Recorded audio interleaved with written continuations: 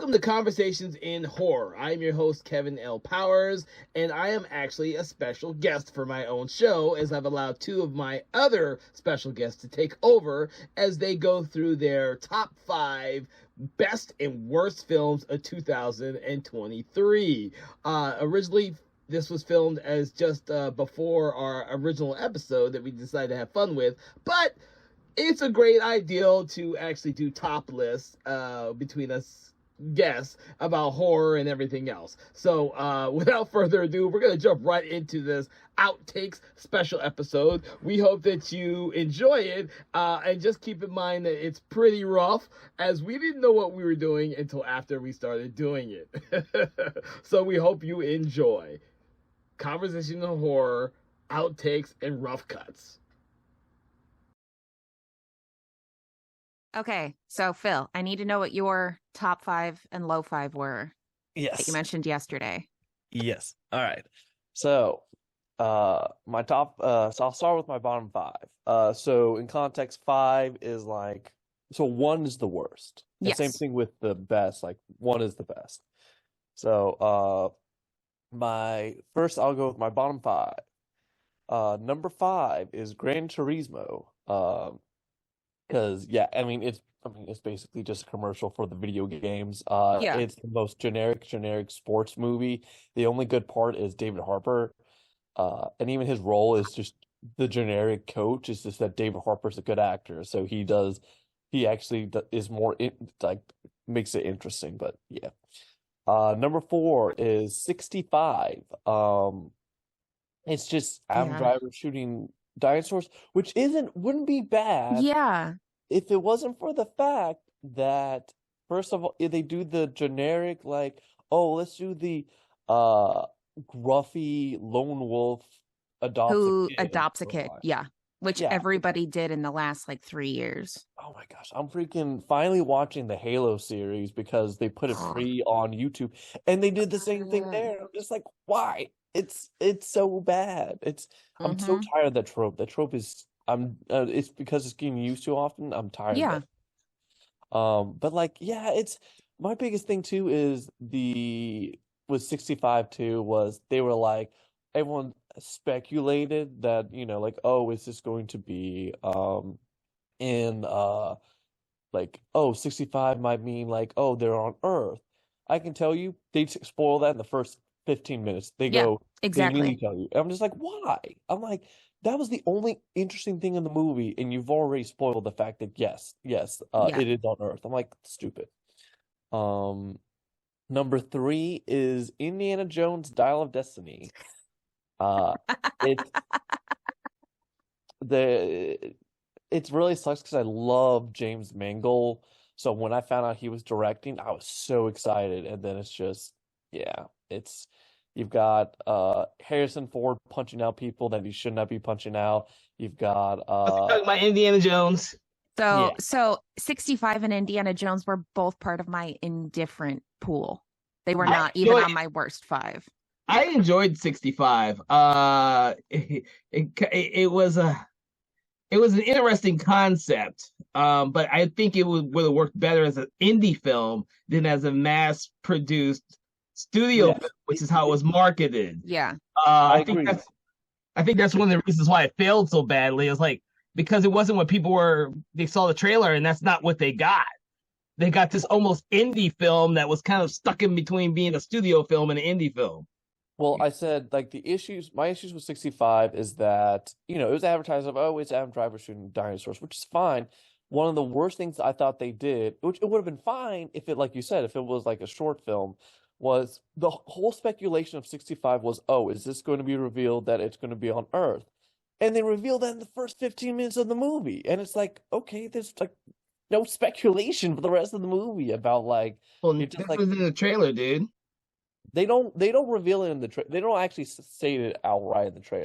They did it 65 million years ago. I think that's pretty obvious that people are going to assume that they end up in the past. That must have been like the second trailer because I didn't see it in the first trailer. I was like, that's that, you know, the ideal though that, you know, that the human-like characters are aliens who come to visit Earth 65 million years ago. That's different. But I think you know, it's kind of like that Planet of the Apes type thing. You know, it depends on where you think humans fit within the confines of the history of Earth. You know, who came first? You know, were humans actually like in the X-Files, which we weren't. We were manufactured here, or came here as aliens, or some shit like that. You know, since that's essentially what the X-Files tried to say. Among stuff like Prometheus, who tried to say the same fucking thing. You know. The other issue with 65 was it's been a common trope right now in Hollywood. They're doing the lone wolf and the young cub storyline, and I thought that it just did not work that well. Super overdone right now. Super overdone.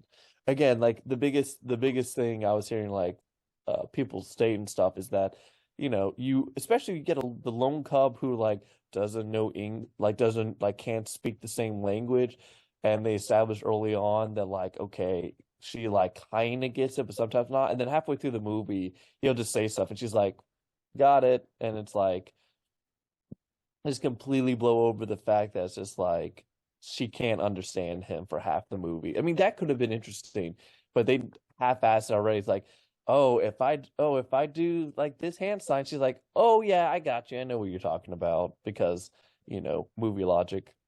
Well, it's not so much movie logic. It depends on your history of movies. That's something that's been around since the 60s.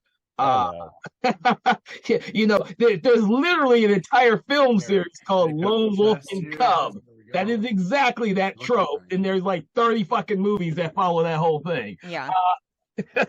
You know, even Aliens follows the same damn thing. Yeah. With it becomes a fucking Catwoman movie did the same damn thing where you have the kid. Whenever you throw a kid in a movie like that, any movie, you have that automatic thought process that one of them is the kid's going to be the young person who doesn't know shit, that has to be trained by the older person, the mentor. Elektra did the same thing. It's the thing that people get tired of that, but they keep thinking that that's actually a trope that people want to watch. What you're saying is somebody needs to create a movie where the young person teaches the old person some new tricks. They did do it. It's called what is it? It's not called Hit Girl. It's what the fuck is Kick Ass?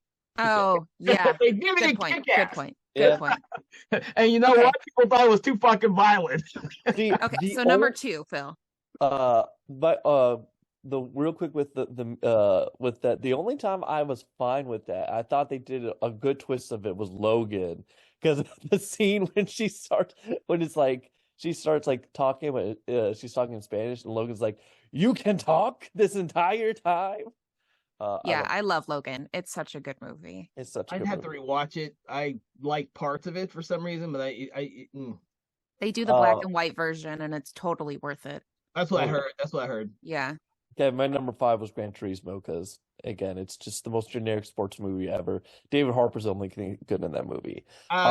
Sports movies are all going to be like that, dude. They haven't. I mean, sports movie. It doesn't matter what sport it is. They have this weird little thing, this trope where they all kind of do the same fucking thing. And unfortunately for that movie, and like Ferrari, they did it really, really well with the other one with Christian Ford versus Ferrari. Yeah. Yeah. That was fucking brilliant, but you can't do it now. You need to wait 10 fucking years. Yeah. Yeah. Number 2, the 2 and 1 is slightly controversial, but number 2 is Wish. The reason it is because it's an okay movie, but it's one of those movies, the more you find out about what it could have been, it just lowers the quality of the movie for myself. Because, like, if you ever watch Once Upon a Wish, that was the original concept of the movie. It was supposed to be, they're supposed to take characters from every single Disney property and put them in the movie, but they halfway through, executives went through and was like, "Nah, we're just gonna make a generic princess movie," and it's the most generic. Some of the songs are just god awful. Yeah, like, I heard the one that Chris Pine sings, and I was like, "What is this? This is like atrocious." and generic. Disney. Why are you even thinking Disney could come up with anything that's remotely? Hey, Rapunzel was very good. Tangled. Again, like you got the movie title wrong. How can it be possibly good if you get the movie title wrong? Because it's Rapunzel. And then, I don't know. I just thought that was okay at best. I haven't. Disney. Number one is Beau's Afraid. Yes. I knew she was gonna say that. I'm surprised. My problem with Beau's Afraid is 3 hours long. I was so excited when I saw the trailers. I think it goes on too long. I actually almost walked out of the movie because problem is it goes on too long. And I know I'm in the minority of this one. It goes on too long. I got immediately what the story was trying to tell me halfway through the movie. So the fact that it keeps going on and on and on. What was it trying to tell you, Phil? What were you trying to read in that movie, Phil? Well, it's about one thing that I didn't like. I was seeing a reviewer talk about it too that I agree with is it kind of somewhat makes fun of men's anxiety to a point at times, which I mean they've got a giant the stuff with the dad I knew they were gonna go somewhere like that, and they did. So you're getting the point, but you're missing the point. It's not just about men's anxiety. It's about general anxiety and narcissistic parenting and growing up with that rough kind of childhood, which for me, it really hit close to home. Like, yeah, it was a little long, and that center section of what life could be like was like, okay, this is droning on and on and on. But the beginning where it's the overexpulsion of everything anxiety, and it's like that's what an anxious person goes through every day, of every little thing is exploded into 1,000 things. Like, I don't want to leave my house because I could have to deal with this or this or this or this. Yes, I love like the beginning sections of stuff, like again, like when he's like running back into his apartment because he thinks everyone's after him, when he thinks someone like again broke into his apartment, like everything before he goes on the journey. I like when the spider in the bathtub becomes a guy on the ceiling. Yes, like what started to bother me is really after the sex scene, everything after that was to me already kind of nailed. To me, felt like repetition of like where I almost walked out was at the part where he's in the Coliseum, because everything there I'm like, okay, I get it. You've already covered the point. Yes, it's about like even this potential where he's killed his mother and stuff, and he's still feeling the anxiety and he's still feeling the like self-doubt and stuff. And I'm like, okay, yes, I get it. You've already hammered that home 2 hours ago. I've already gotten that point, and I thought that just drawn on way too long. I really like that because, like, I could tell from the beginning, because I have a narcissistic mother myself, and I have dealt with a lot of the things that have happened in the movie, where you get there's a whole community where they call the friends of the narcissistic parent flying monkeys. And throughout the movie, he encounters these flying monkeys without realizing that they work for the mother's company. Like Nathan Lane and that whole family worked for the mother. So all these people who say they're trying to help you, but in reality are passing all this information back on to your parents. And then at the end where they guilt trip you on Facebook or whatever else of, look at how awful my children are. Look at what they've done to me. And that was what it is basically you constantly feel like you're being put on trial for you trying to do your own thing and lead your own life. Meanwhile, your parent is telling you how awful of a human being you are because you're trying to get away from this awfulness. But I know the movie wasn't for everybody. It was polarizing, yeah. It really was. A lot of people didn't like it and didn't get it, but it was one of his first projects he ever wrote, and he wanted to make because it hit so close to home. Yeah. So I thought it was brilliant. It's actually my number 3 on my top movies of the year. Yeah, it's honestly, I think the biggest sin for me was that it just needed to be cut down. It didn't need to be 3 hours. I think it didn't need to be, but yeah. Well, the thing is, the length of a movie is a subjective thing, because you can say that about this movie, but then the same people are going to say the same thing about Blade Runner 2049. Yeah. And the thing is, for some of us, watching the amazing cinematography in that movie and the fact that they go on for longer than they probably should have is actually part of the enjoyment of the movie. Yes. It's the same thing with Beau is Afraid. I haven't seen it yet, but I've read both sides of the why it's so long and stuff like that. But I get the same. The thing is, some people are not like as visually storytelling wise, like Martin Scorsese. Martin Scorsese does a 3.5 hour movie, and you rarely feel that 3.5 hour movie. And there's a lot of stuff that's added in there because he builds entire worlds. And something like Blade Runner 2049, even though it's building an entire world, it's really a small little world. Yeah. And you're following these characters for a very long time, long scenes. There's a lot of room to breathe, though, inside the world. Whereas Scorsese, it just keeps going and going and going and going. That's why, like, I saw Killers of the Flower Moon, and again, that movie's like, I think, what, three? It's long, yeah. It's a long movie, and I didn't feel it. Like, most people don't. Like, he's been doing this shit for like 4 or 5 fucking decades. He has got a formula down for doing 3.5 hour movies. The guy is a genius. He puts you in front of a film for 3.5 hours and you don't feel it because you're like, holy shit, this is Gangs in New York. Holy shit, this is Silence. Holy shit, this is Killers of the Flower Moon. And he just keeps doing it. Casino and every one of them, like, you don't feel it. But you know, Beau is Afraid. I mean, the director himself comes out and calls it a Jewish odyssey. So I mean, if you're looking at that and it's an odyssey, it's gonna be long. It's gonna be long. And I haven't seen it yet because I wanted to be able to sit down and watch it and not be distracted. Unfortunately, as you now know, having 2 kids running around the entire house all the time is a little bit of a distraction sometimes. So I have to pick and choose when I can sit down and watch the longer movies or disappear from the wife and go to the movies for 3 hours.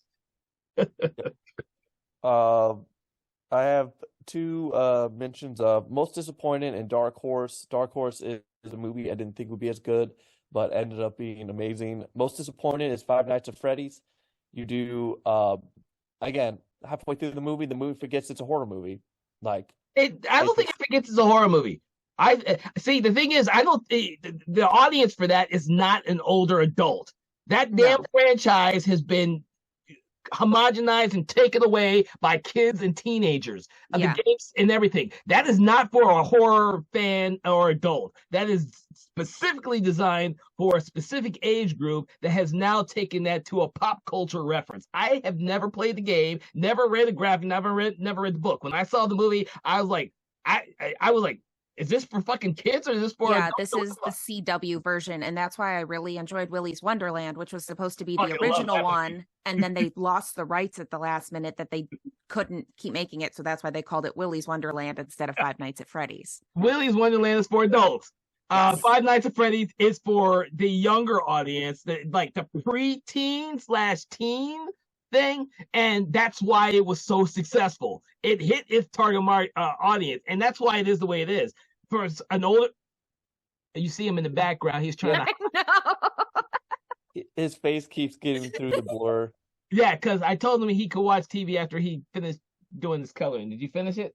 Okay, I'll go let you watch TV. Good thing you got me before we started our actual conversation. But I don't think that was a bad movie at all. I think it was specifically designed for the audience it was for. It made a shit ton of money for the company, and they're going to make another one. I don't think I think that you're right in that the tone shifts halfway through the movie, but I think that's because the audience for the movie is not like a horror audience. And I think when I went in, I was thinking this is going to be some killer fucking puppet stuff, and that really isn't what it's about. No, it was very CW horror, and I feel like they wasted killing Matthew Lillard in the first one. I understand where they're going with it based on the lore, but I hate that they killed him in the first one and revealed that he was the big bad.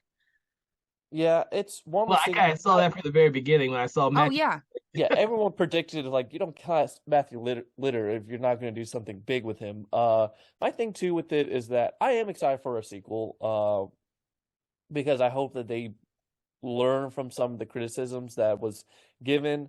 It's one of those things of also, like, the weird logic of having your main character sleep through half the movie because he's trying to figure out, like, how his what happened to his brother was a very convoluted way to go about things. But I don't know. It was, but it made the movie more interesting because it wasn't a straightforward slasher flick. I think having that whole dream logic thing is what made it interesting for me because I was, like I said, stop it.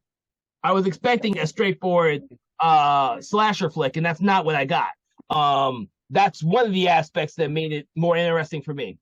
Now, the thing is, it's not a great movie. It is entertaining as shit, and I can't stand Josh Hutcherson. You need to watch what was the Hulu show? That is on my list. It's not on Hulu anymore. It's unstreamable everywhere. Yeah. You have to pirate it now. Yeah, because Disney is pulling shit arbitrarily because they don't want to pay residuals. They got that shit from Warner Brothers, and Warner Brothers didn't want to pay residuals, so they started pulling shit. It makes me so angry. It's going to get worse because the way the actors and tech people have wanted money for residuals from streaming is going to make it worse. That's not a good thing. It's worse. They're just going to start pulling shit that isn't making money in their eyes, and you will not be able to see it until someone up above decides to remake it, and then they'll bring it back out before the remake comes out. Oh yeah. It's why you can't find Shadow of a Vampire anywhere. That's what. And the thing is this: when people weren't demanding residuals for everything that was streaming, it was perfectly fine for the companies to have all this shit on there. Yeah. Because they weren't paying residuals on it, so it was easily available. Sorry, you've made it controversial. You're gonna be missing a lot of shit now. So you don't own the hard copy of it, or if you're like Disney, and Disney decided, well, we're gonna pull it. But now everyone's complaining that we pulled it, so now we have to put it out on physical media. So now you see all the Marvel shows are coming out on physical media and all the other stuff because now it's controversial for them. It's like, well, we got to make everyone happy. Yeah. There you go. Yep. So Dark Horse was Dungeons and Dragons. That movie was fun. That was so it was good. So fun. Did not think it was going to. I did not have high expectations. So the fact that it was really fun, I was like, yes. I was expecting to be horrible, like really horrible. I thought they weren't going to be able to pull it off, but they did so good, and I hope they do like the whole Fast and the Furious franchise where they keep building it and keep adding more and more characters, and they up the stakes every movie because it would be genius. They can't because that one didn't make a shit ton of money. Oh, I know. It's so disappointing. It is really disappointing. It's really disappointing. Come on, let's go. Because that was my number one of the year as well. That movie was so fucking fun. I've seen it 3 times now. I don't watch anything. I watched it by myself thinking, I don't know about this movie. And then I got my wife to watch it. Like, this shit's fucking hilarious. And I laugh every time I see it. It's good. That's probably my favorite Chris Pine movie ever. Because I just think he was okay in Star Trek. Yeah. Anybody can be fucking Captain Kirk if it's not William Shatner, in my opinion. Sorry. Anybody can fucking be Captain Kirk. Yeah. But that dude did an amazing job in that movie. So you said that was your number one, Phil? No, that was my Dark Horse. It did not make my top 5. It was so close. It's like 6. It's 6. I need to know what your top 5. I do have 6 as well. I doubled number 3. Okay, so actually, before we do that, do you have a worst list that you want to go? Yes. So my worst list starts with Suitable Flesh as number 5. I don't know if you saw it. It was a horror movie with Heather Graham. And I heard about it. It was an interesting storyline, and it just felt like one of those like overdone, overplayed demon in a body trying to move flesh. So yeah, it was just it was okay. Wasn't my favorite. Number 4 was Hell House Origins. Because I don't know if you've seen any of them, but the first one is like one of the scariest movies I've ever seen. Like, it goes against the rules of horror of like, you're safe under your bed sheets, but not in this movie. And they do so much with so little. It's a haunted house that they are like doing a documentary on a bunch of people who disappeared. And the first one is just phenomenal. It's totally worth the watch. The rest of them are not great. Yes. So I'm doing my worst 5 of the year. Suitable Flesh was my number 5. Oh, I haven't seen that one yet. It's Heather Graham. It was okay. It wasn't great. Hell House Origins was my number 4. I'm I like those movies. well, so I do too. I really liked the first one. It was one of the few movies that gave me nightmares. Okay. Because I hate clowns. So the clown thing walking around scares me. And so this one I was really hopeful for. It does go back to the beginning and like with the clowns and stuff like that, but it's all the same stuff from the first movie. It's like it's a story that's like, okay, you just basically moved it to a new location. There's nothing else interesting here. It's part 4, so they kind of Yeah. sometimes have to go back to the original again. Well, and so they get it with the original jump scares. There's some really good scares in it, but it's the same exact scares from the first one. Okay. Number 3 was Ant-Man Quantumania. I thought it was really, really bad. Like there were parts of it that made me laugh, but it was just not good. Go ahead. Ant-Man Quantumania. I thought about putting that on my list. I reserved it and put it on the indifferent list. The issues with it is Jonathan Majors is great. It sucks what everything happened to him, but I thought he was really good as a villain. But yeah, well, first of all, you've got your freaking that was another movie that executives went through and screwed up the ending. Yeah, because I thought it would have been a lot better. Because in the original, King does escape. Like in the original, he does escape, and Ant-Man does get trapped in the quantum realm. But they were like, that's too much like the last movie. Yeah. So we're just going to change it. And I'm like, so you're telling me that this is like Thanos getting beat by Guardians of the Galaxy? There are no longer stakes because it's like you got your big baddie beaten by one of your characters. It doesn't matter anymore. And also that movie suffers so much for green screen effect. Like, it goes like almost to DC with how about? bad. All of the fucking Marvels is nothing but CGI. What you talking about? But no, like Guardians of the Galaxy, they do make a bunch of the scenery and sets that go in front of it, and so it does feel like you're in the actual world. You know it's CGI, but there are parts of it that are real, so it fits well. Whereas like with DC, it's just a giant CGI blur. And that was basically Ant-Man. But yeah, number 2 was Meg 2 because I just didn't care. I love Meg 2, even though it doesn't follow the book at all. And then my number 1, I was so excited to see this movie, and I have not seen this movie because it has made me irrationally angry what they did with it, but it is Knock at the Cabin. I love that movie. Did you ever read the book? No, I have not read the book because the thing is this, thankfully I can divorce myself from the book from a movie. I know a lot of people can't. But I can go into both reading a book and watching a movie, knowing beforehand that there's just so much you can condense to make a movie. And as a writer, I love to throw extra shit in my stories that will not ever translate. And I get that, but they changed the entire ending of the movie. I would have been fine with that. It's the same with what M. Night Shyamalan did with Old. The original story, the Old is just it's okay.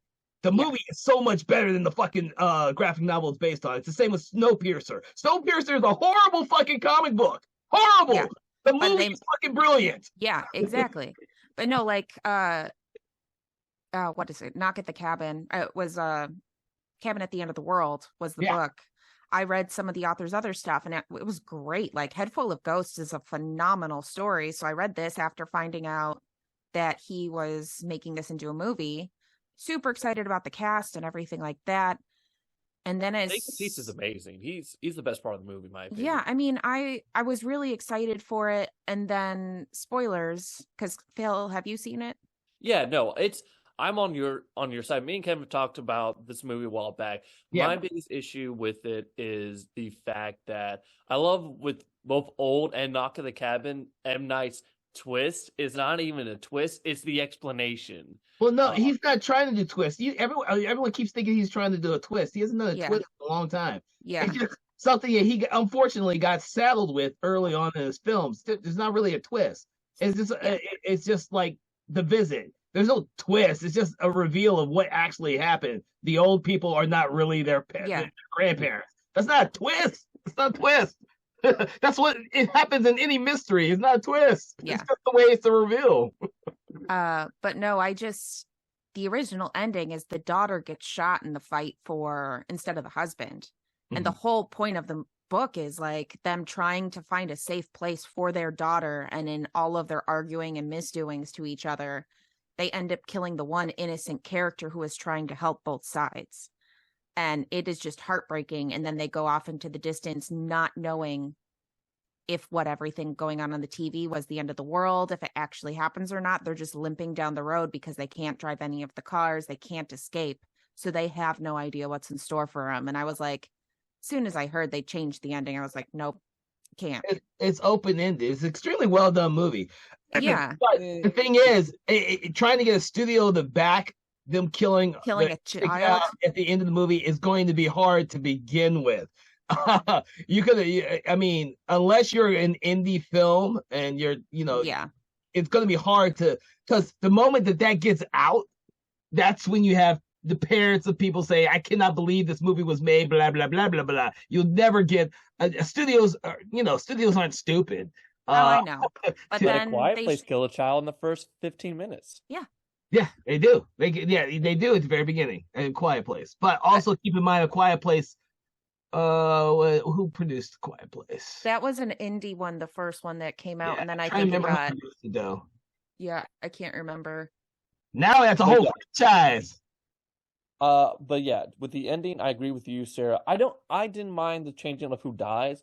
My biggest issue was the fact they don't leave it fully open-ended, because at the end they go to a diner and they basically it basically almost confirms that that it was correct, and I didn't like that. I would have liked a lot better open-ended, where again, you don't know. They walk out and they don't know if the death was worth it.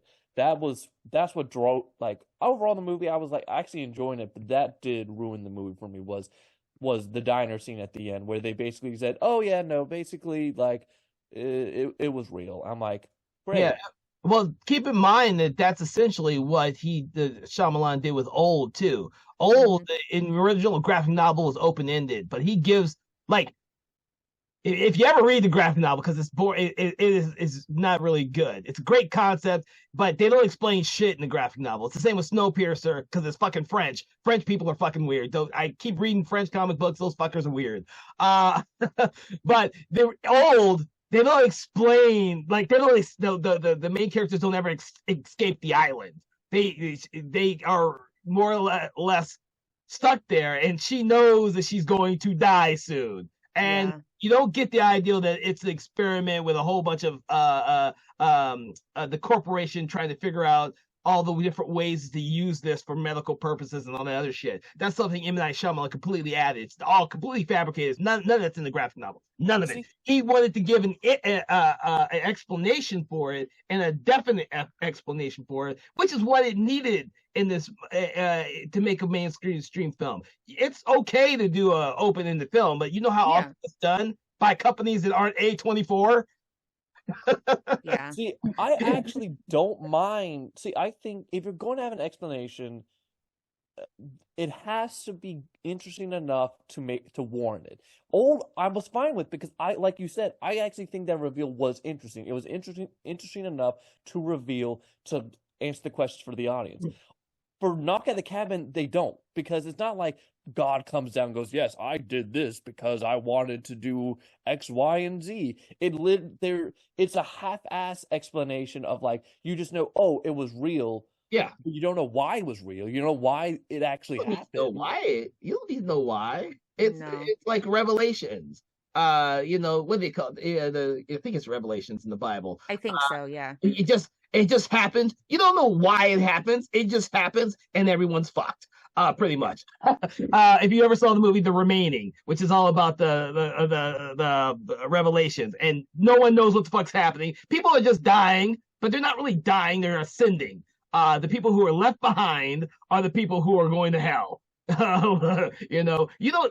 find out through trial and error, but Knock at the Cabin, I think, is the same thing. You have a bunch of people who believe it's the end of the world, and they have to go to this place because of the 4 horsemen of the apocalypse, and force this couple to sacrifice someone. They can't kill them themselves. They're forced to sacrifice. And, eventually they cut the couple, the gay couple and the child realize that, yes, it is the end of the world. It's the person apocalypse, and one of them sacrifices himself, therefore saving the rest of us, and for to wait to the next revelation / apocalypse. Because does he? I can't remember. Does he kill himself in the movie, or do one of them kill him? They kill him. They have to make. I think they have to make a sacrifice. The four horsemen can't do it for them. They have to do it themselves. Mm-hmm. Yeah, so I think what happens is, I'm trying to remember. I think the partner, like, he gives the partner the gun and says, "You got to kill me," and he shoots him. Okay, yeah, because in the book, what's his name? Who plays Drax? Dave Bautista. His character fights one of the husbands for the gun. They're both fighting over it because he's like, I'm just gonna have to shoot one of you guys. We're getting too close. We're down to the last one or two of us, and it's almost time. And they're fighting over the gun, and they don't know who pulls the trigger, but it ends up being instead of it going this way, it goes to the side and it shoots the daughter in the face. No, it's definitely in the movie that they sacrifice, because the four horsemen can't interfere with that. Yeah, well, actually, and the reason why I will say, Sarah, look it up on YouTube, because they don't do that. Drax Dave Bautista has a great scene about that, because he basically sits in the thing, and he's just like, he just starts telling them about his life, and he's like, listen, you may or may not believe, but you got to do it because I can't do anything about it. I can't help you guys with this at the end of the day. And he kills himself. And it's so and they're all just watching him, I think he slits his throat and stuff. And it's just so empowering, because right after that, they check his body. They find a picture of him with a bunch of students and stuff, so they know he's telling the truth. Again, Dave Bautista is the best part of that movie. He's such a good actor. I've heard that. And see, like I said, it changes it changes the entire outlook of the movie, because in the book, his character is just in shock because he loved the daughter. Everybody was like, we're not sacrificing her, and it was which of the husbands is going to die. She was the one innocent who was not going to be touched, because both sides really liked her. I mean, one, it's their daughter, and the other, she's a kid, and she was like, no, let's just calm down. She doesn't go out and Home Alone it or anything like that. I believe, if I'm remembering correctly, Bautista's character goes into shock, and then the one husband just starts beating the shit out of him until he's dead. So it's a completely different ending. Yeah, well, I think a lot of aspects of the story are completely different, because each of the four horsemen kill themselves in the movie. They all sacrifice themselves when it's their time. Yeah, in their little circle, they do it the way that they need to. I think they sacrifice two of them, and then I think the dads kill one of them in the book. See, if they had done that in the movie, then there would be a question as whether or not what's going on in the outside world is real or not. I think them each killing themselves is a definite. Well, remember, actually, one does get killed by the fathers. Remember, because he gets shot. He gets shot, but he doesn't. But it's not like he dies. That's what's his face? Rupert Grint. Rupert Grint. Yeah. Yeah, what the fuck his name is? Rupert Grint gets sacrificed. It's the girl. The girl. Oh yeah, the girl's one. Yeah. Because that's what happens in the book too. Because they decide to kill Rupert Grint because he's a little too aggressive with everything that he's doing. Yeah, I was surprised he was the first one to go. Yeah. That was got him back, and they kill him. Yeah, because in the book they reveal that his character enjoys killing the people a little too much, and he has a history of it. I forget what his history was in the movie, but So what happens in the movie is, because the father, one of the partners is like, I recognize you, and he's like, you're the one who got into a physical fight with me because I was gay. And they were like, no.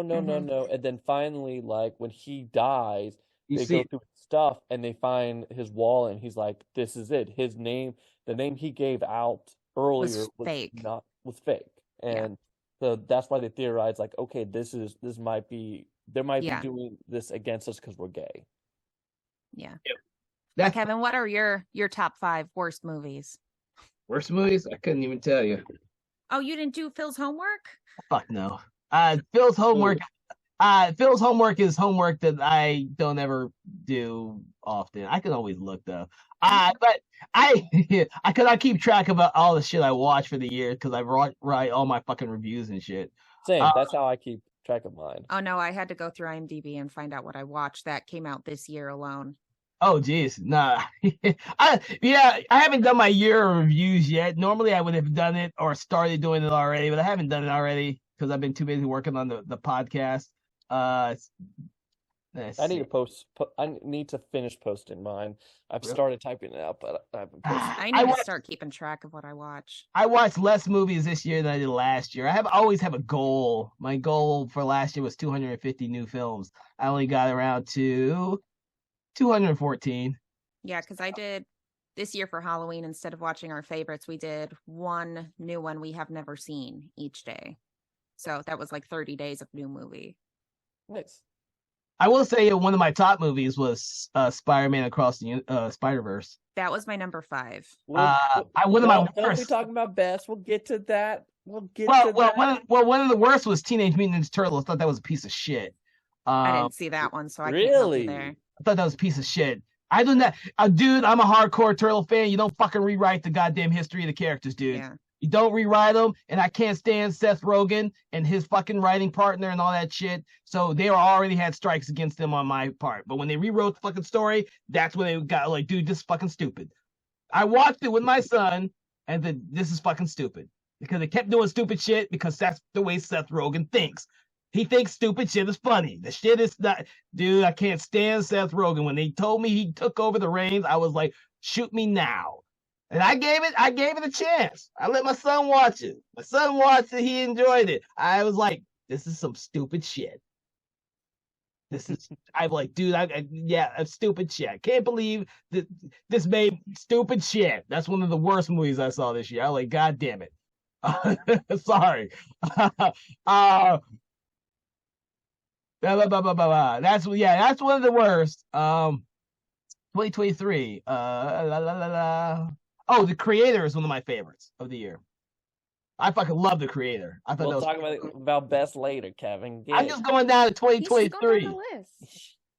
Mine are in alphabetical order, so I gotta actually go through stuff. So when I say best and worst, I just get in the idea that I can always go back and the Dungeons and Dragons, we've already said that was one of my favorites.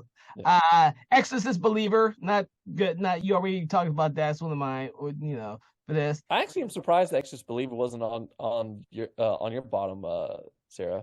I'm a little biased, but I also thought, like I said, if it wasn't based entirely on the old series, it would have been a decent movie.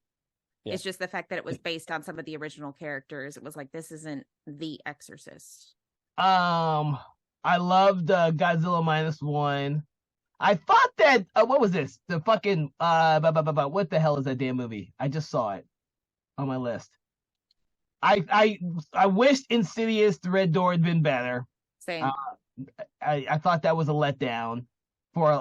They should have just left it alone. They should have just left it alone. I like the Meg the Trench. Sorry. But that I didn't want that to be like the book anyways. Natty Knox was god awful. That's one of my worst films I've seen this year. And I was hoping that would be actually good. Directed by Dwight Little, who did Halloween 4 and a bunch of other good horror films. This movie was supposed to go theatrical, but because of the writer strike and everything else, they decided to dump it straight to streaming. And it stars Bill Moseley and I think Robert Englund and Danielle Harris. It was god awful. I was like, Dwight, what has happened to you? You used to do suspenseful horror movies like Halloween 4, and there's a bunch of other ones I can't think of right now. And then you come out of your weird little semi-retirement and you do one of the worst movies I've seen all year, and you say, I've been waiting years to do this movie. Really? This is horrible. What the hell is wrong with you? You got worse?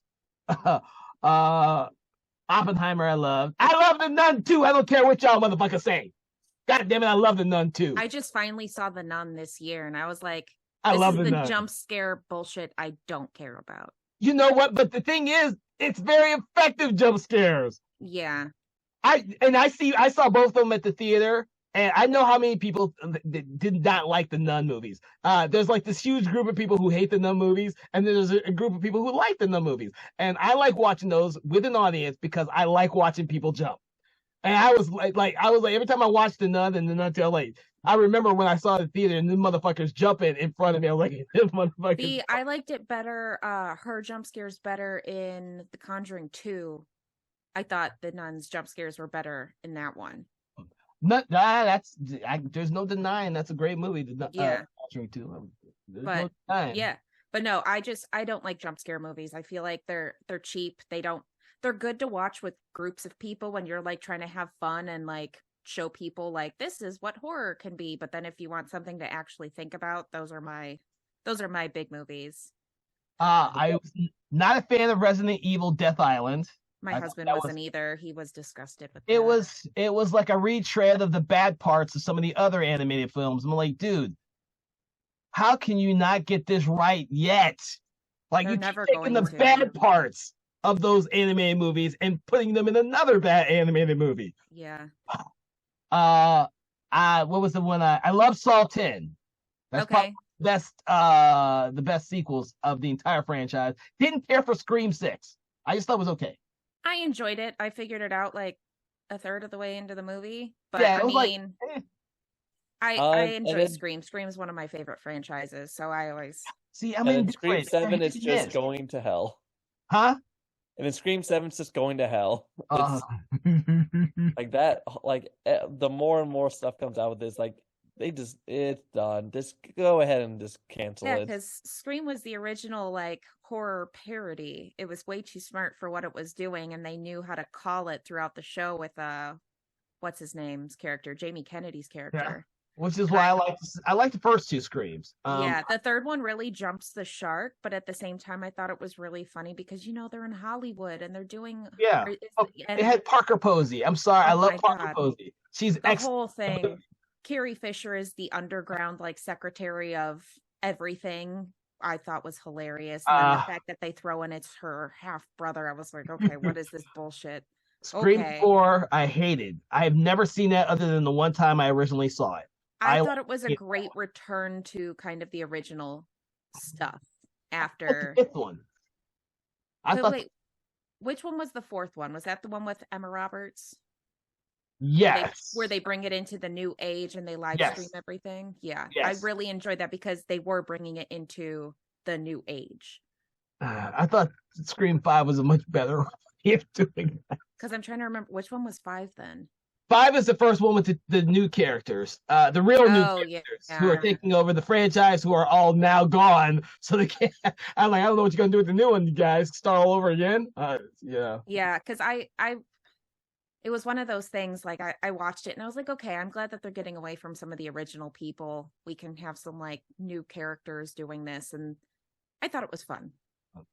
But okay, I gotta ask you about this because this is one of the worst movies for me. But for some reason, critics seem to like this piece of shit movie, Skinamarink. I thought that movie was fucking trash. I thought that movie was a piece of shit. And I still don't understand why critics like this movie. Because it's something new and exciting, and I'm like, this is the most boring piece of trash you've ever seen. It could have been 10 minutes long. Philip knows I like my experimental films. I like my experimental films. That movie was not beyond testing my ability to stand in front of there and watch that shit. I thought it was. I forgot about that. I blocked it out of my head so much. That would probably be my number one, actually, because that movie was awful. I was like, oh my God, I almost turned off. I kept waiting. I kept waiting for it because I kept hearing like, oh, it's got this great scene at the end, and I'm sitting there waiting, and I'm like, this is it? This is all you're giving me? Oh God, that was god awful.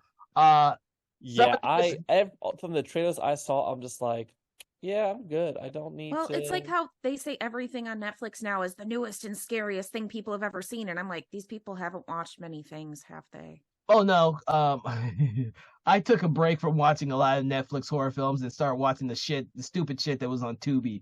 Yeah, I'm very stupid shit on Tubi. Tubi is like the epitome of we're going to get all the low-budget filmmakers and give them a spot to put their shitty-ass horror movies on. But I'd rather watch those. They're a lot more fun. Well, yeah. Well, that's where my next one comes from, which is Summoning the Spirit, which was awful, too.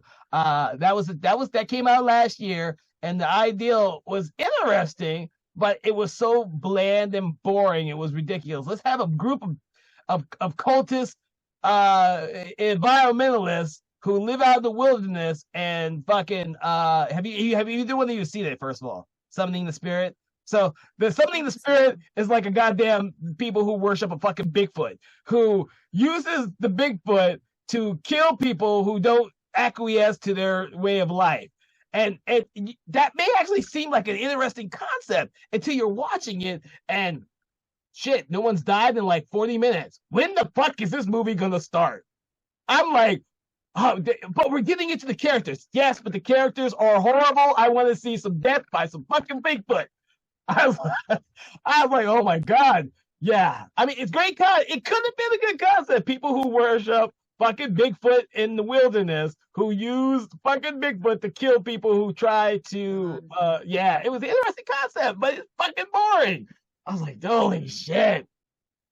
Yeah, but I spent a lot of last year catching up with 2022 films. So I'm because I was gonna say, was Skinamarink 2023 or was that a 2022? This was 2023. It was released at theaters in 2023. Yeah, I was gonna say, I think that's why it didn't pop up for me, because it wasn't officially made or whatever in 23. One I have to say, if you have not seen, that surprised me, was Wolf Hollow, which I saw on Tubi too. That's the one with the guy who wrote and directed it is the main star, and he's the police officer, right? He's a police officer who never believes in the werewolves. So people love that movie so much, and we watched it and thought it was the stupidest thing we have ever seen. I thought that was a great concept. I remember liking a certain part of it, but I was so over him and his like pretentiousness. Well, see, that's why I liked it so much, because that's not something you see a lot in movies. The main character who is so much like that he bugs the hell out of everyone in the police force that is supposed to be his co-workers. And he gets his ass whooped towards the end. And then, of course, it's revealed, you know, as a fucking tall-ass guy. The idea of them not using a real werewolf and him saying it's not a fucking real werewolf the entire time, I thought was brilliant, because everybody believes it is. Yeah. But yes, you're right. The main character is so narcissistically annoying that it can turn people off. Unlikable. So unlikable. Because like the rest of the movie, like the story was great. I love the scene where he's like trying to tell his daughter in the middle of the road, like, what, do you want a Band-Aid? And then the werewolf comes in and like grabs her or whatever. And I was like, that's pretty good. But no, he was so unlikable, it ruined the rest of the movie for us. I see that. Yeah, that was the thing I liked about it, because I'm a little bit jaded about like Philip gets sometimes when you see the same damn thing over and over again. So when there's something like that just kind of throws all of the rules out, I kind of gravitated towards it a little bit more. That's why I was hoping Skinamarink was going to be so good. I was like, I heard so much shit about it. And I was like, oh, this should be right up my alley. And then I watched the shit and I'm like, yeah, shit, man. Oh man, I just fall asleep again. It was just up 3 seconds. Yeah. But yeah, that's probably most of what I saw last year in terms of horrible movies. Yeah, because I was going to say I saw a lot more outside of this. I had 35 movies that came out this year that I saw, and then I saw so many other ones. No, yeah. I think my total count was I saw 47 films this year. That's it? That's it? Yeah. Well, that came out this year. Okay, that came out this year. Okay. Jeez. Yeah. They came out this year specifically. The movies that I thought were good this year, I had about 16, and I had 13 movies that I still need to see that I haven't seen yet. I got like 40 or 50 movies for last year I haven't gotten around. I didn't watch any dramas or comedies last year at all. I am so fucking far behind, it's ridiculous. You watched Dungeons and Dragons. That's a comedy. Yeah, but that's a fantasy. I was hoping some dragons would eat some people. I got a big fat dragon, which I wasn't expecting, tear a shithole on a lot of people. So brilliant. It was. I'm like, dude, I don't need any more normal dragons. And so I think I think that came out at the wrong time because do either of you play video games very heavily? I haven't Yes. played a video game in years. Have you played Baldur's Gate 3 yet? I have not. It's on my list. With Baldur's Gate 3 coming out this year, and the huge amount of people who've wanted it, they've changed from like just digital release to now they're getting a physical release in the spring. Finally. But I mean, it's such a big Dungeons and Dragons background thing. With that coming out, right now would be the perfect time to bring out another Dungeons and Dragons movie because it was like multiple award-winning best game of the year. Yeah. So everybody's playing it. Everyone's now understanding Dungeons and Dragons. They would understand the characters, the places, the monsters more. So they just released it a year too early. Yeah. Well, also, I think the issue the movie had of releases, I think it was let me see. Yeah, it was a spring release. It was like January, February. March. Okay, it came out in March. I think the issue too was like I think it was competing against other films like yeah, there was something else around that time, but no, like we started playing Baldur's Gate and we were like, we need to go back and watch Dungeons and Dragons because it makes it so much more fun. You understand so much more. So it really was released a year too early. If it was released like now, like almost a year later, it would be making record numbers. Of course, because everything else has been pushed back to 2025. Well, no, and I was just saying with the new Dungeons and Dragons game that came out, Baldur's Gate 3, which won like all the best game of the year awards, which is all Dungeons and Dragons, right now would have been the perfect time because people who've never played D&D are playing this game en masse. Yeah. And I mean, now they can understand the movie better. So yeah, Dungeons and Dragons. So it was released on March 31st, and like 5 days after that, the Super Mario movie came out. So it got killed by that. Well, people weren't expecting Super Mario to be as big as it was either. I didn't expect it to be as good as it was. I really didn't want to see it because of Chris Pratt, but then I found myself actually liking the movie. It's a fun movie. It's fun. I haven't seen it yet. My son's seen it like 1,000 times. So I've seen scenes, and because I've seen just scenes, I haven't bothered to go through and watch the whole thing. Yeah, I mean, I think the whole Bowser song thing is a little overdone, but I think it's very nostalgic. And, yeah. I just need another Lego movie. I don't want to see all that. I wish. No, what did those guys just make this year? Because they just did something else that was really big and really good. I mean, they've got a hand in because they're the guys who do because they're doing the Deadpool movies. They've got the Spider-Verse movies, and then there was something else that they did, I thought. Let me see what they've got, what they're up to. I forgot what the other one is. Phil Lord and who else? Phil Lord and Chris Miller. Yeah, Chris Miller. Let's see. They let's see. Yeah, Strays. They did Strays. That's right. That's not the one I was thinking about, though. They were producers on Cocaine Bear and Strays. I knew they were producers of Cocaine Bear.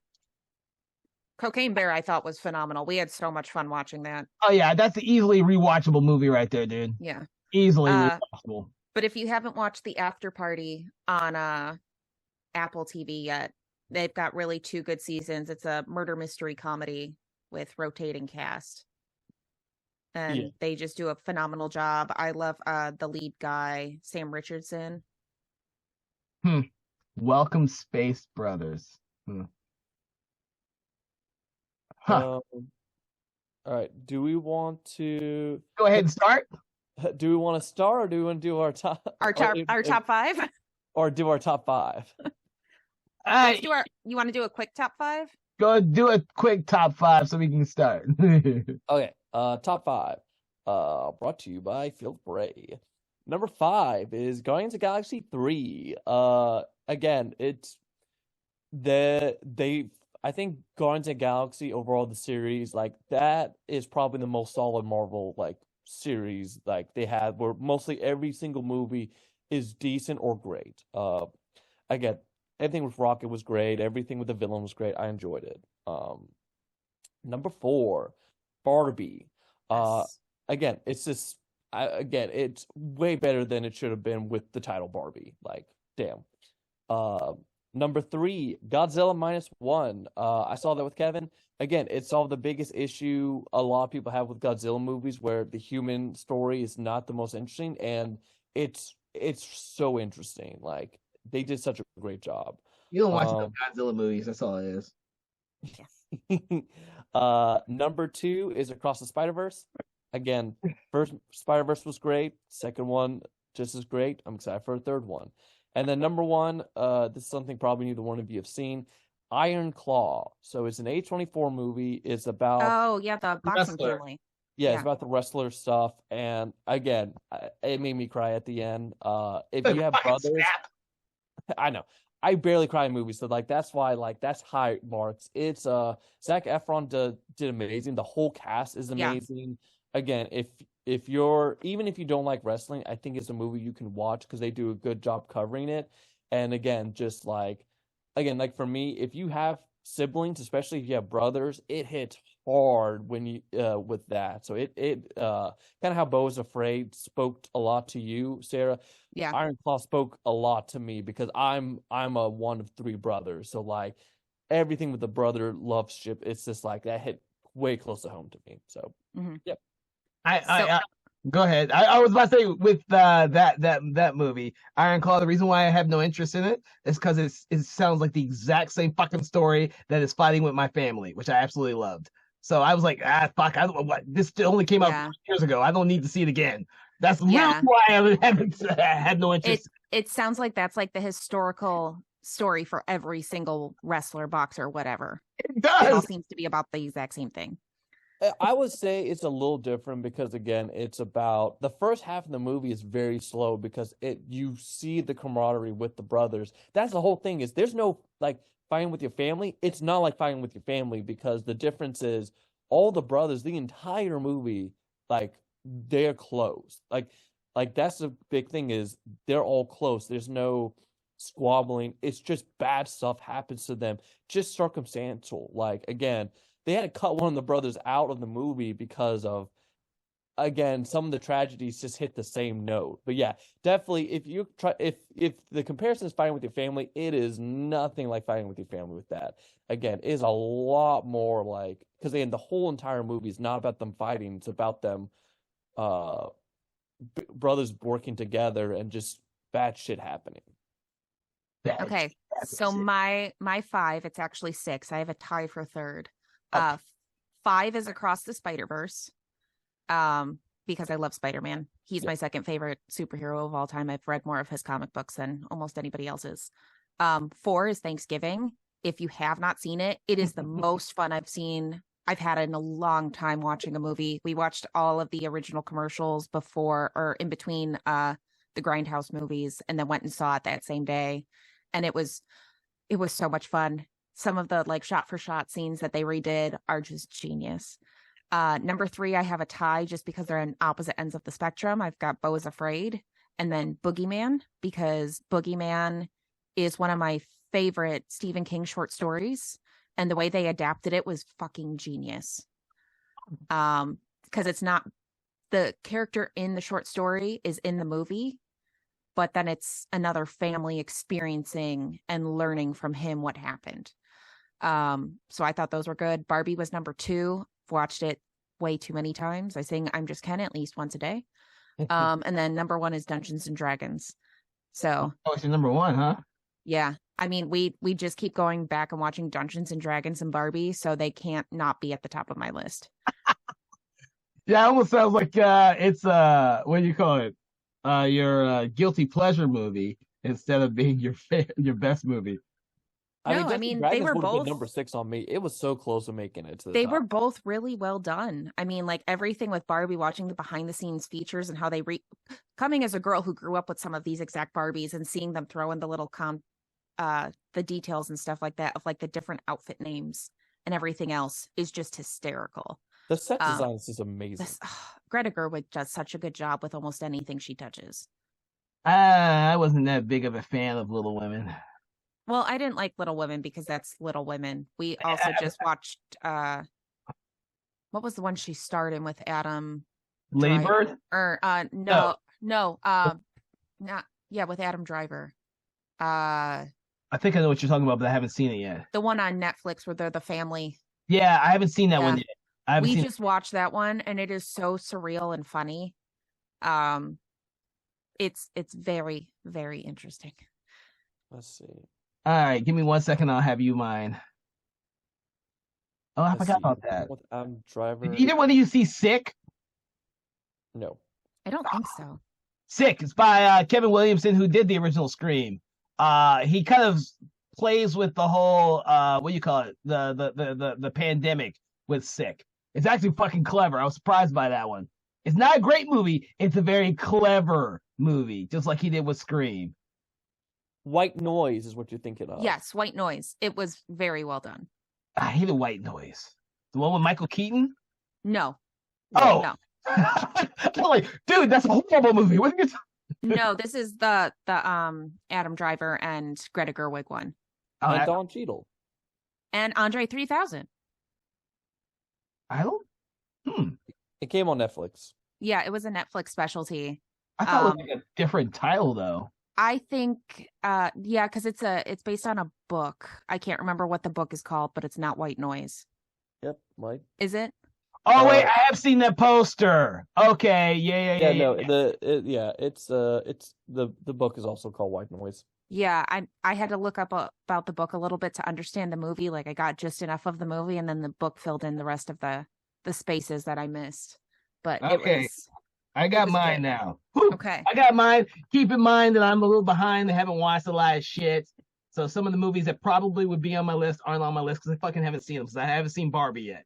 And I am dying to see it because I absolutely loved Lady Bird and just thought Little Women was a modern day version of the story, and then like a lot of the choice she made. But I understand that I've seen fucking 5 different versions of Little Women. So yeah. All right, I'm gonna go with more than y'all only because I didn't want to take them off the list. So don't laugh at me when I say my first one, which is number 7, which is fucking Renfield. I can just keep fucking watching that fucking movie. I love that movie. I love how they did the opening where they put their faces on the old version. Oh my God. It was such a great movie. I have a blast watching that movie. My only issue is Renfield was like everything with Nicholas Hoult and Nicolas Cage was amazing.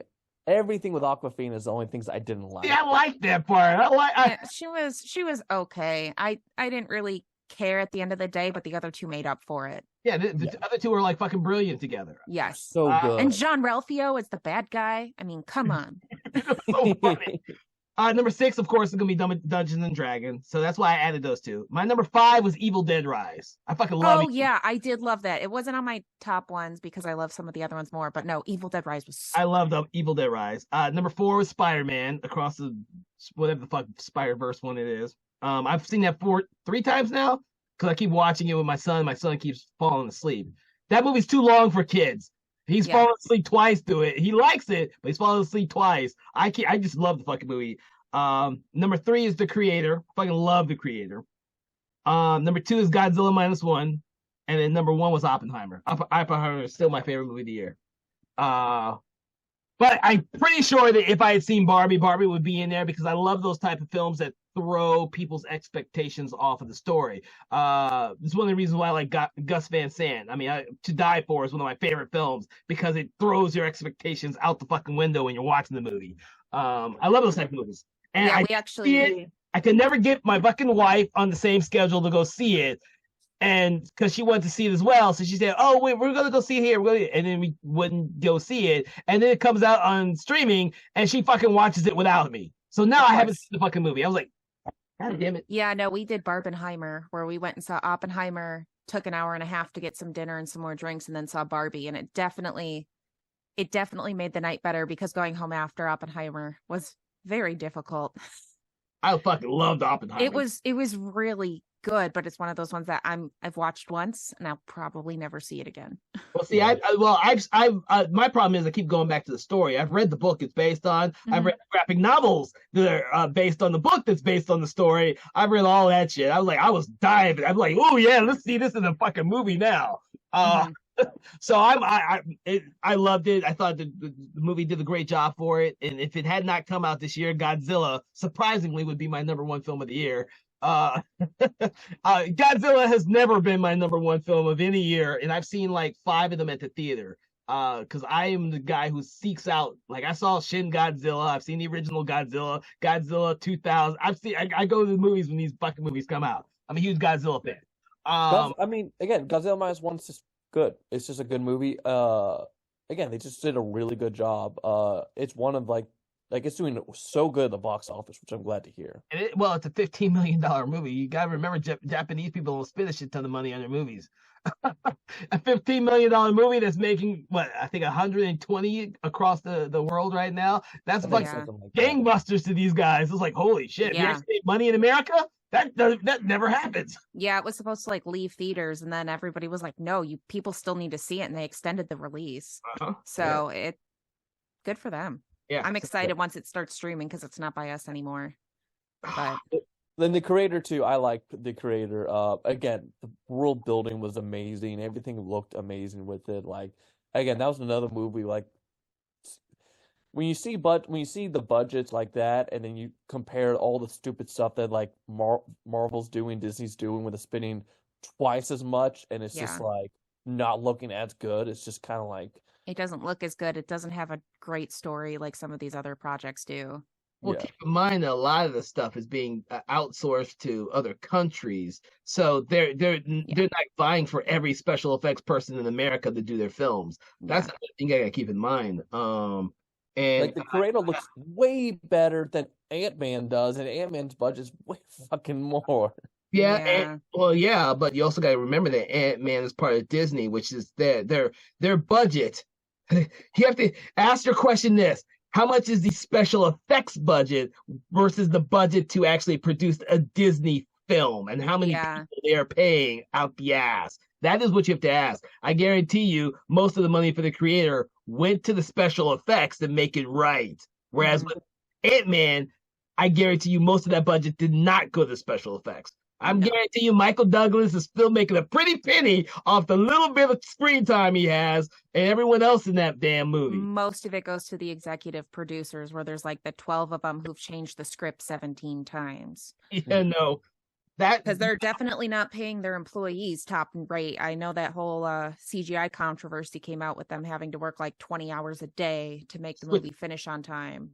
And get pulled from that movie to go work on Black Panther, I believe. Yeah, you know. They lucked out with Guardians of the Galaxy 3. They didn't seem to have any issues with that. But Ant-Man has never been like the top tier of their films. Like Ant-Man 1 and Ant-Man 2 just make a good amount of money. They're not they're not the Marvels. Yeah, and then the Marvels is now like the lowest grossing MCU movie of all time, which, I mean, I watched it. It was fine. I mean, I think the actress that plays Kamala Khan is like, she's the bread and butter. She's the person that makes that movie. Because she's excited. But she can't sell a movie. No, she's excited to be in it. She's excited to be part of the universe and be that character. But yeah, I mean, it's like all the other ones. They've had so many script issues and all the drama behind the scenes that nothing is really well done through Marvel anymore. And then James Gunn is leaving and doing DC. So there goes most of the current Marvel talent. Disney's got plenty of talent. They're just too busy working on Mandalorian and the rest of those shitty ass shows. No, because all of those have gone down the drain too.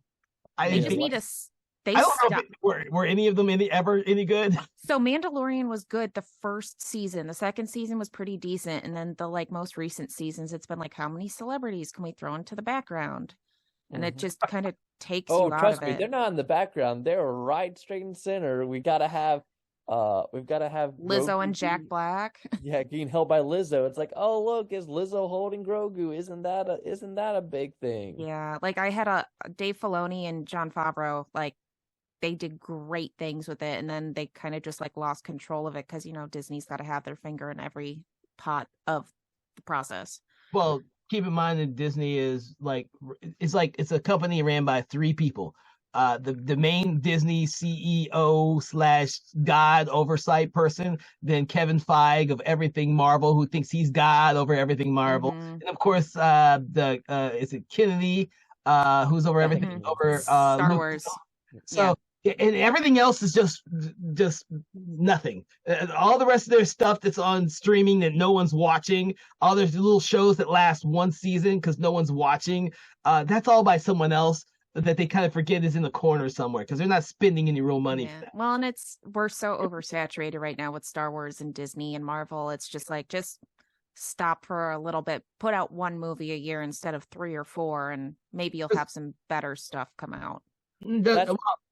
Okay, I'll say this right out loud. If no one's ever been paying any attention to what I've said, I said the moment that Disney buys 20th Century Fox is the moment that you're gonna have less shit because they're not gonna know what to do with all this content. So they're pumping all the shit that 20th Century had into Hulu. And then you see the random film that they do theatrical because they never want to spend a bunch of money on the stuff that they got for 20th Century Fox. They just have to do it because it's part of the contract before they bought the shit. Disney only ever puts out 11 to 15 films a year. They're not gonna change that because they want the billion-dollar films. And that is Star Wars. That's going to be their remakes, live-action remakes of fucking shitty-ass anime movies. And it's going to be everything that's Marvel. Everything else, they don't care what happens to. Oh, yeah, no. That's why I like that Disney's taking the L this year. I'm not sure if you both heard, but officially this year, usually Disney's always the top global, I think, producer. Like, they always make the most money of all the companies. This year, they officially lost to Universal. Universal made more money than Disney has. I don't know how often that happens, but it doesn't sound like that's it's only been 4 years. I think it's been 4 years. But you got to keep in mind, Disney took everything from 20th Century Fox. So everything from Avatar and all the other franchises that 20th Century Fox owned, but Disney had to distribute, went into their bottom line. It was not so clear a gap between Disney and everyone else. There was a huge gap for like 4 years because of so much shit that they were putting out because of that. But when you start looking at when it was just Disney and Pixar, the gap was much smaller because they had so much competition. But now the reason why is they pumped out a lot of shit in the last year because they don't know what to do with it. Kevin Feige they kind of gave him the you're going to make $1 billion movies, but make 5, make 6 a year. You know, and so and they've lost the quality and they've gone with just the quantity amount. Well, yeah. Which is why I'm glad a lot of their movies have bombed. Like, again, Indiana Jones bombed, Wish bombed. I think Little Mermaid did okay. No, it mostly bombed too. Everything they put out this year basically bombed. But keep in mind, it's not just the U.S. Disney never relied on the U.S. for their money. They relied on it was all foreign. China. China used to be a huge moneymaker for Disney. It is no longer that. When they could rely on fucking The Little Mermaid to gross $300 million in China, when it now only grows like $50 million, they can't rely on that shit anymore. No. What do you think all the Marvel movies did overseas? They made all their money overseas. Fast and Furious made their money overseas. It was never a big franchise here in the U.S. It was a big franchise in China and the rest of the world. Fast and Furious, this is the first one that did not do well since I think the 4th one because it made nothing in China. And that's usually a huge moneymaker. Yeah. And the thing is, China's like, we don't fucking need you American anymore. We can make our own goddamn movies. And they're right. And but Disney especially was reliant on that foreign dollar to make for their big overhead. Like it can make $250 million movies if half of their profit is coming from another country. They can't do that now because China said, fuck you, we're making our own blockbusters. And that's what they've been doing. They're not reliant, and they simply aren't releasing half the movies either. You know, you used to be able to get your movie in China, even though they had blackout periods. You'd still be able to get your big budget movies over there. China said, yeah, we don't want that shit. We got our own blockbusters. Because you guys in America aren't playing our blockbusters, why should we play yours? Like, it's a double standard. No theaters over here play Chinese movies to the extent that they used to play American films. Like, over here in the U.S., their Chinese movies may get 150 screens. But in China, our American films are going to get 4,000 screens. There's a huge gap. So of course the country's gonna say, you know what, we don't need your shit anymore. We'll just make our own shit. You know? Yeah.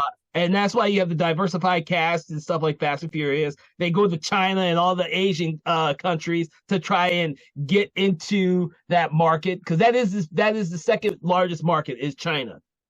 Yeah. China is the second largest market in the world, and this year they overtook the U.S. as the highest grossing market in the world. We grossed, I think, 9 billion. They grossed, I think, 11. So yeah, I mean, you think about everything that Netflix releases from overseas, especially, and we've had a huge influx in any kind of Asian TV show or movie just on Netflix alone. I mean, I'm not surprised. Thai, fucking Asian, Indian. All of these, Netflix has got almost a huge monopoly on all the other countries because they're in those countries. Disney has actually been cutting down some of their studios in other countries because they realize they can't make a profit from them. And it's always been about profit for Disney. Whereas Netflix is all about content. Now, they may have a lot of fucking content, but they're trying to appease every culture to be in every country. So they're going to produce a bunch of Indian shows that now you can see streaming on Netflix. If you're Indian in America, you're going to be watching the Indian shows. Thai, fucking shit ton of Thai movies on Netflix. Korean, holy shit, they up. There's a ton of, and they're not even just doing horror, they're doing romance, they're doing everything. Everything. Chinese movies you see on fucking Netflix. Now, are you going to see a lot of Chinese movies on Disney? No. You're not gonna see them on there. But that's how I saw Wandering Earth, one of the highest grossing Chinese movies in Chinese history. Saw it on Netflix. Great movie. I can't wait to see the second one too. Yeah, because like you even look at Hulu, which is Disney owned, and there's almost no foreign films on there at all. Nope. Because, in next year when Disney completely owns Hulu, if they haven't already passed that whole, they haven't passed the money. It's supposed to be happening in the next month or so, I believe. Yeah. They're becoming one service. Yeah, I was like, well, Disney's going to own Hulu, and you know what they're going to have on Hulu? Everything that they don't want to have on Disney, except for the Netflix Marvel series, which everyone still complains are on Disney because they're too violent. They should be on Hulu. But hey, it is what it is. But are you guys ready for a show? Yeah. Okay. So everybody who's been watching this is a special episode where we've been meandering about our top movies and our worst movies of the year. I want to thank you for joining us here for this little hour-long chit-chat conversation where we talked about a little bit of everything. And I hope you'll come back and see us in our next show. Conversations in Horror is a Broken Lighthouse Pictures production, produced by Kevin L. Powers, executive produced by Kelly A. Inoka, and originally filmed via Zoom technology. Conversations in Horror is hosted by Kevin L. Powers and co-hosted by various horror film lovers and filmmakers. To learn more about Mr. Powers, please make sure to check out his Patreon page and other social media platforms. Conversations in Horror is copyright 2024 Broken Lighthouse Pictures production.